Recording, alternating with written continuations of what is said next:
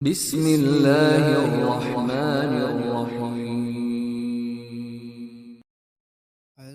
حضرت عائشہ رضی اللہ تعالیٰ عنہما سے روایت ہے، جب رسول کریم صلی اللہ علیہ وآلہ وسلم بیمار ہوئے اور آپ کی بیماری زیادہ ہو گئی تو آپ صلی اللہ علیہ وآلہ وسلم نے اپنی دوسری بیویوں سے اس بات کی اجازت لے لی کہ آپ کی اعتماداری میرے ہی گھر کی جائے۔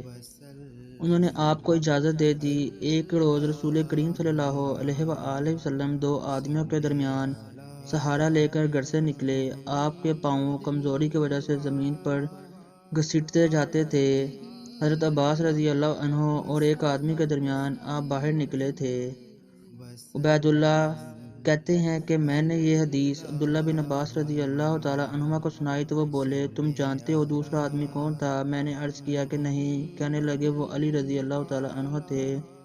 پھر حضرت عائشہ رضی اللہ تعالیٰ عنہا بیان فرماتی ہیں کہ جب نبی کریم صلی اللہ علیہ وآلہ وسلم اپنے گھر میں داخل ہوئے اور آپ کا مرض بڑھ گیا تو آپ نے فرمایا، میرے اوپر ایسی 7 مشکوں کا پانی ڈالو جن کے سر بند نہ کھولے گئے ہوں تاکہ میں سکون کے بعد لوگوں کو کچھ وصیت کروں۔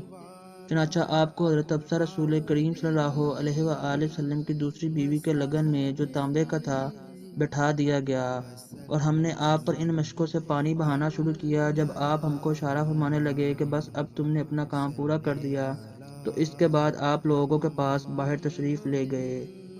صحیح بخاری حدیث نمبر 198۔